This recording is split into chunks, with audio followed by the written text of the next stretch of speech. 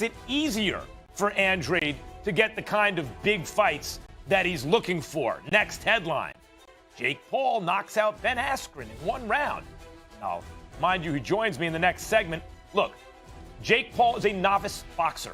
He's had 3 professional fights, none of them against other real professional boxers. But Ben Askren is an MMA fighter who is a world-class MMA fighter. He has scored knockouts with his hands at a high level in MMA, and this was a no contest. It was a one-hitter quitter. Jake Paul hit him with a right hand, and much the way he knocked out Nate Robinson, a world-class athlete who's scrappy but not a trained boxer, he knocked out Askren. In fact, it seemed so easy, and afterward, Askren seemed just happy for the payday, I guess, that people were wondering about the legitimacy of the knockout. But look at that right hand. Yeah, that's a legitimate knockout. You have to take this for what it is. Jake Paul is fighting inexperienced guys, not real boxers, who are willing to get in the ring and make an event. But Jake Paul is taking it seriously, getting in shape, learning as much as he can, training as hard as he can, and fighting as hard as he can. That's all you can really ask for a guy who's only been doing this for, 18 months, less than several years. Next headline, Emmanuel Navarrete makes title defense against Christopher Diaz tomorrow. Navarrete is making his first featherweight defense of his belt, and he is an undefeated fighting machine, Navarrete. And Christopher Diaz is a talented fighter, but we've seen what happens when he steps up to the highest level. His talent is not pitched that high. It's pitched high.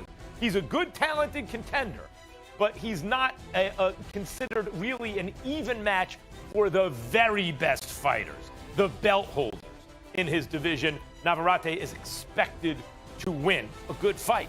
Next headline, Edgar Berlanga puts first-round KO streak on the line tomorrow. Of course, we know Berlanga has 16 straight first-round knockouts. He only has 16 fights in his career. Every fight results in a first-round knockout. Every time Berlanga steps in the ring, he's putting that streak on the line. He's facing Damon Nicholson. This is the co-main event of the Navarrete card. And that alone, the first-round knockout streak alone, makes Berlanga fights must-see TV. Of course, how much more are we going to know about Berlanga until he gets a fighter that's perceived as a threat? Not someone, Nicholson or whomever else has been in with this guy and that guy, and he went the full 8 rounds or the full 10 rounds in a loss, so let's compare how Berlanga does. No. Until Berlanga gets in the ring with a guy where people say that other guy has a real chance to win, I don't know how much new there is to say about him. We know Berlanga is a devastating puncher. And even when guys who can handle themselves get in the ring with him, knowing that he's gunning for that first-round knockout, they have not managed to see the second bell. That'll do it for headlines. Jake Paul joins me next. This is Max on Boxing. Bye, bye, bye. Everybody say bye, bye, bye to the nice guy. Hi, hi, hi, hi. Everybody say hi, hi, hi to the bad guy. Welcome, Jake. Thanks for coming on the show today. And before I even begin, you're not shy with your opinions, but I'm sure a lot of boxing fans right now, the purists, are like, oh, you're having Jake Paul, you're lending legitimacy to what's going on. And I want to say something about that, and then I want to talk to you about it. Number one, people are interested in you. You have a character that people are interested in. That means I expect people to watch this because you're on. And number two, that would not be enough for me if you didn't take it seriously. But what I respect about what you're doing is you are responsible only for yourself. And you seem to me to be taking the craft of boxing, though you're a novice, seriously. You show up in shape, you show up apparently trained seriously, and you fight as hard as you can. And so I respect that. And so I think that for that reason, I want to talk to you. How do you feel about people questioning your legitimacy as a fighter? I think I've proven myself at this point. When I knocked out Nate Robinson, he was a real athlete, and everyone was betting on him to beat me. And then I go up against an Olympic athlete in Ben Askren, and this guy is a fighter. They call him an MMA fighter. He's a 2-time NCAA Division I champion, and I'm an actor, YouTuber who transitioned into fighting, but I understand why people are mad. But the legends, the OGs, like Mike Tyson, for example, are saying that what I'm doing for the sport is the best thing that's happened to boxing in years. That's what Mike Tyson said. Oscar De La Hoya comes into my locker room right before the fight. He goes, "I love what you're doing for the sport of boxing. Keep it up." And so some people are mad, but I think the other people on that are on my side, they understand what I'm doing. And again, like you said, I'm dedicating my whole entire life to this, training 10, 12 hours a day, stretching, sprinting, boxing, jogging, running up hills, chasing alligators. I'm doing it. I'm doing it all. You mentioned Mike Tyson and Oscar De La Hoya saying you're good for boxing.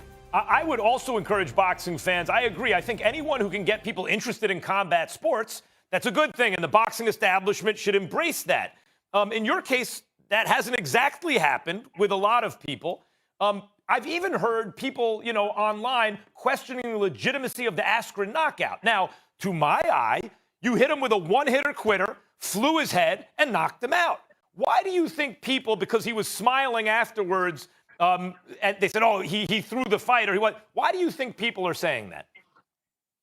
Um, just because of the way it happened. I mean, I'm embarrassed for him. That was awful. He came in unprepared, and I said it in the weigh-ins the day before. I said, "You, my friend, are underestimating me," and it was very, very unprofessional the way he came in.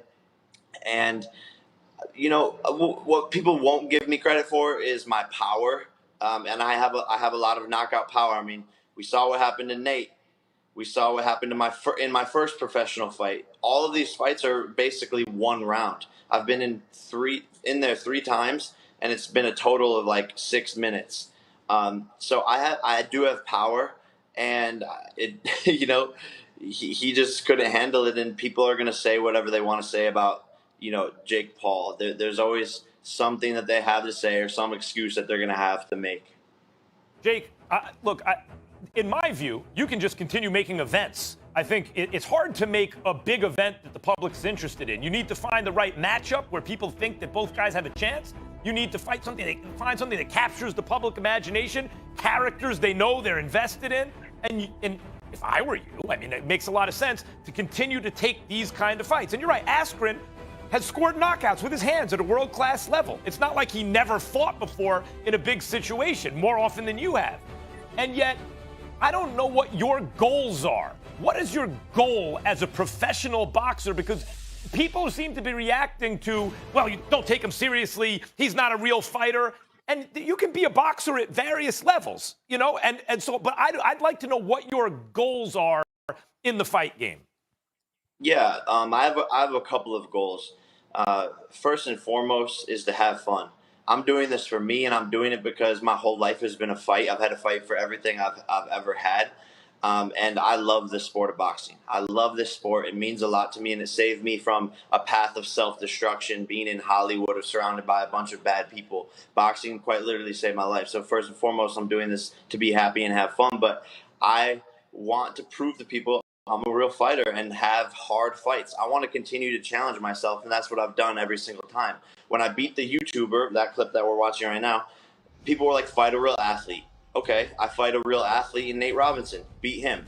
Oh, he was just a basketball player. Fight a real fighter. Okay, so then I get an Olympic athlete who's a real fighter and knock him out. So now I'm going to continue to challenge myself and continue to raise the bar. I want to fight real boxers. I want to fight real MMA fighters. This all started, with calling out McGregor and the goal to fight McGregor because I know how big of a fight that will be. And so people are telling me, "Yeah, Jake, fight this person. Jake, fight that person. Fight a real boxer." Guys, I'm gonna just stay tuned. I'm not afraid, and people will see my skill. I wanted in this Ben Askren fight to have a harder challenge so that I could show my skill, show all the things in my arsenal. But I didn't even get a chance to do that. I didn't even get warmed up, and I didn't even get hit. So people haven't seen anything that I'm capable of. And so that's why I was a little bit disappointed with it only going one round, is because if people would have saw how well prepared I was and all the different things I can do as a boxer,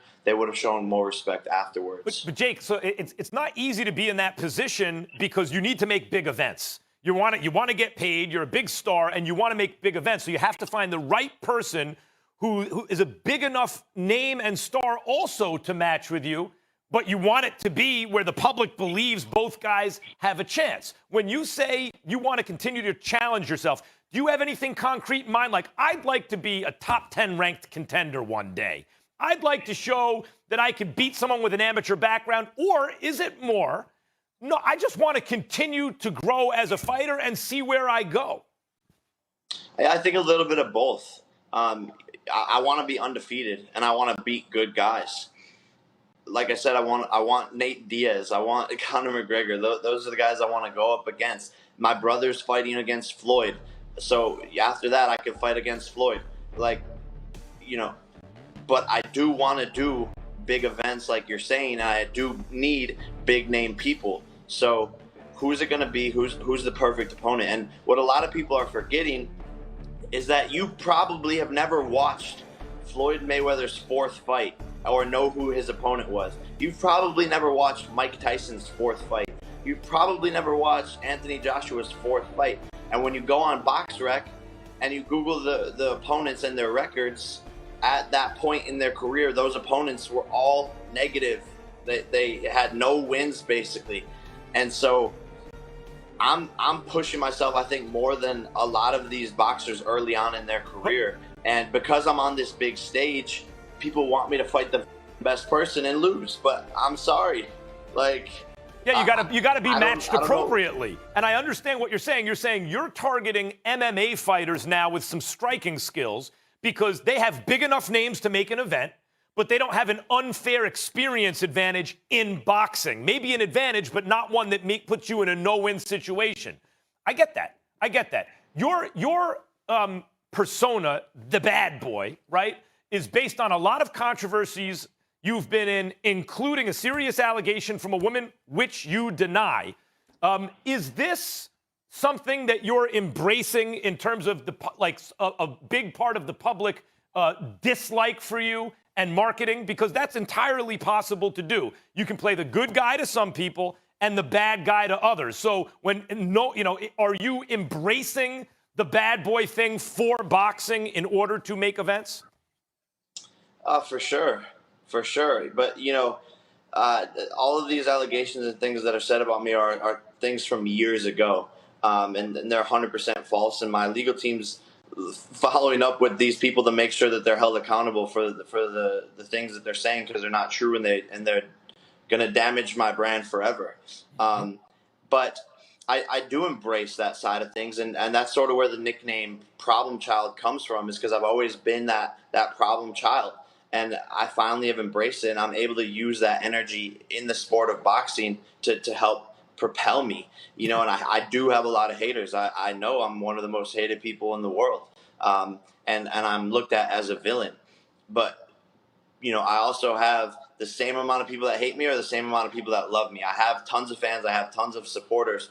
And that's part of the reason why these events that we're doing are so big, is because people want to tune in to see me lose.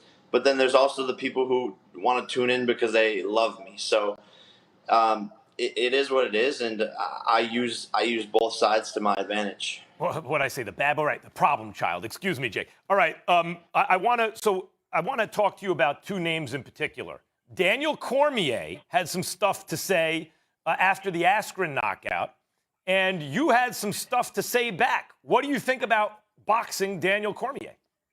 I'm down 100%. I just don't think he'll do it. And he's retired, and that's why he has no room to talk here. And I could go get my boy Stipe from Cleveland and put him back on Cormier to handle that light work again. So I'm down. I'll fight Daniel Cormier. That would be massive. And again, I think I would win. And, as soon as I said that, he goes quiet. Jake, there's also Tommy Fury.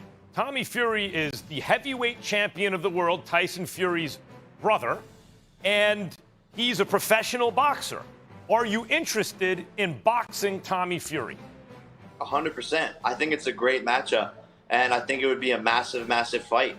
You know, he's fought guys. I think he's like 4-0, and the people that he has fought, they have a combined record of something like 10 and 250 losses. So he's fought scrubs to make himself look good, and people will say the same about me. But I've fought guys with winning records like Ben Askren and a Nissan Gibb. So, you know, I just think that would be an interesting fight. I think he's fought scrubs, and I didn't know who he was until Tyson Fury, his older brother, was like, "Oh, fight my younger brother," and I was like, "Oh my God, I didn't know you had a little." I didn't know Tyson Fury took it, and it was Tommy Fury. So, pretty funny and definitely going to be a big fight. And there's talks about it. Our teams are talking and trying to figure something out. So, like I said, I'm with it. I'll fight whoever, wherever, whenever. Jake, you've said some crazy stuff about COVID and stuff like that, but I got to tell you something. I think what you're doing takes guts to get in the ring, strip down, get in the ring, and fight another man when that's not your background, and then look for challenges. I do think it takes guts. I think that you show up with respect for the sport. It's why I wanted to have you on today. You did not have to come on today. When you do an interview on a boxing show, in fact, you're doing probably more for that show than the show is doing for you, and yet you chose to come on because I think you do take the sport seriously. Thank you for it, and we're gonna keep keeping our eye on you to see what the next event will be and how you do, and if you're good to your word about stepping up the competition. Best of luck. 100%, Max. I appreciate it, man, and this is just the start. So I'm sure we'll be back on in a couple of months. Thanks, Jake. Next, it's your turn to ask me the questions. One round, ring that bell. Ben asks, Ajagba has me chasing all the best heavyweight knockouts I've ever seen. I think my all-time favorite is Derek Jefferson, Maurice Harris. Sensational, it was. What's yours? Lennox Lewis knocking out Hasim Rahman in the rematch. That one right hand was about the hardest ever thrown. Mike Tyson's knockout of Marvis Frazier. Oh, my God. Beast Mode wants to know, not including AJ versus Fury or Spence Crawford, what's the biggest fight boxing can make? Well, it's among, I would say this is the best fight it can make after those. I'm kind of changing the question, I guess. I just want to see Canelo better BF. I want to see one guy who just wants you to stand there so he can get to you, better BF, and another guy who just wants to stand there so you can come to him, Canelo, and watch what happens. I mean, that to me would be my third favorite fight you can make. This from the Slim Reaper. Get a real job. Why would I get a real job? We're stealing money. This is TV. Are you kidding? Get a real job. What am I, nuts? Ernest Fan 5 wants to know. Hey, Max, since it's Buster Douglas's birthday month, we're stretching a little here, do you think he had the best ever upset fight in boxing when he KO'd Mike Tyson? Not only the best ever upset fight, and I know the hockey team, the Miracle on Ice, everyone stopped. Buster Douglas knocking out Mike Tyson is the biggest upset in sports history. By far, there's nothing close. Buster Douglas knockout of Mike Tyson. Jordan asks, who's the greatest British boxer ever? I mentioned him earlier. I think you'd have to say Lennox Lewis. I would call him the dominant heavyweight champion of the postmodern era. The modern era when Ali beat Liston, right? The 210 to 20 pound heavyweights, the big guys who could also box. They had skills and talent and everything. And then I would say Riddick Bowe ushered in the kind of postmodern 235 pound, 6'5" plus heavyweights. And Lennox Lewis has been the most dominant guy since then. And he was British, among other things, Canadian also. At DK2 Sweet asks, will you ever appear in another Rocky sequel? Hashtag Max Me Anything. Well, that'd be a Creed movie at this point, and I hope so. Those are the best. This from Tony. Weirdest entrance to the ring you've seen. Lance Mount Whitaker under the alias name Goofy with little kids walking him into the ring, or any of Prince Nassim's elaborate ring walks. That's pretty good. How about Jorge Arce coming in on a horse? Remember Arce used to come in on a horse? I think that beats everything. Unified Champ wants to know, is ESPN going to continue to pretend Fury isn't ducking Wilder? Seems like it's the first thing that needs to be talked about before a fight between two ducks. Fury ducking Wilder? Just beat the brakes off Wilder. I love Wilder, but Fury didn't leave any doubt. He ain't ducking anybody. Time's up. That'll do it for Max Me Anything. Tweet me your questions to @MaxKellerman, and maybe your question will be answered on the show. A little more boxing, a little more Max on boxing after the break.